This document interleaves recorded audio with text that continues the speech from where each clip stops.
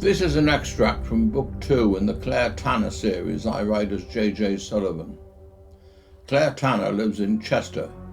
She's a boxer, an MMA fighter, and a private investigator. She'd installed a wet room in the ground floor utility room, and she thought of it as one of her best ever investments. No need to climb over the side of a bath because she could simply walk through the door and stand under the shower. And it had a proper door and not just a curtain. She turned the water on so it would be the temperature she liked when she got in, and began to take her clothes off. She was down to her pants when she heard a sound. She paused for a moment, listening intently. She wasn't imagining it. Someone was in the house with her. All the years that had passed, the therapy, the training that had seen her win belts and medals, and still fear could strike her immobile. She'd been 15 when those two men had abducted her, and she'd known nothing about looking after herself.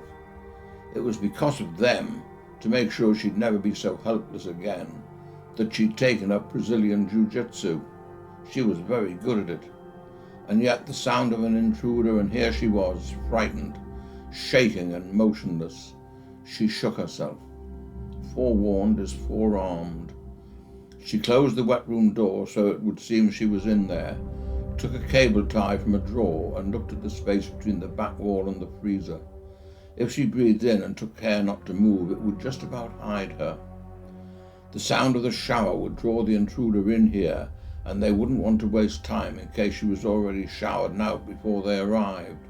Surprise was going to be everything, for the intruder and for her. She just hoped whoever it was had come alone. The door from the kitchen into the converted garage opened slowly, and Claire watched as the man she had seen on the motorbike on Monica Dunn's road came in. In his hand was a monkey wrench about 2 feet long, big enough to do someone's head a great deal of damage. Her head. She waited until he'd reached the door to the wet room and watched him whip it open and raise the wrench over his head. Then she hurled herself across the floor, hit him round the waist and took him to the ground.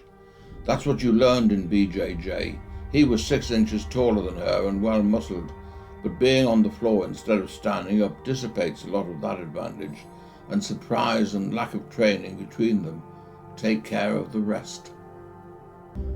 The impact had carried them both into the wet room, and he was being soaked by the shower.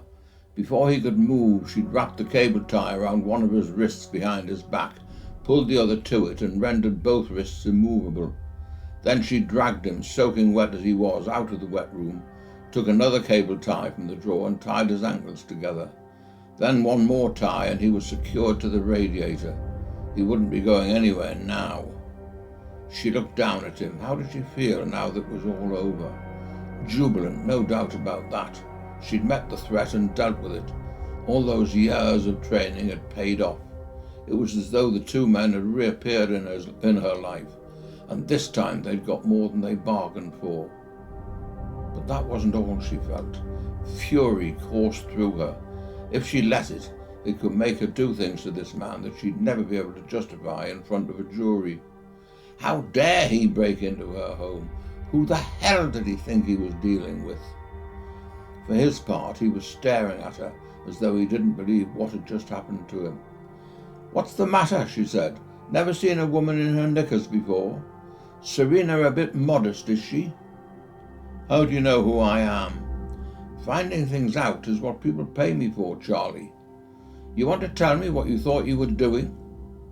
When he didn't answer, the urge was strong to sit on his head just as she was, wearing only her pants, and threaten to wee if he didn't tell her why he was there and who'd paid him. But she resisted it. That wasn't who she was, who she'd made herself to be. This was a police job. She was going to have to hand him over, whatever she might prefer to do to him. But the police would expect her to make a statement, and she knew from experience how much time that could take. She needed sustenance first. She toweled herself dry. Then she went into her bedroom and dressed in clean, dry clothes. She found the key he had used still in the front door. It was the one she'd given Daisy in case of emergency.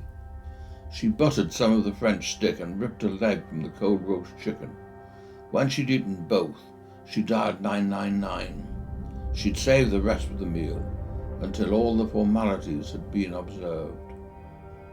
You can't read that book yet because it won't be published for another 2 months. But that's all right. Prepare for it by reading Death in the Berwins, book 1 in the series.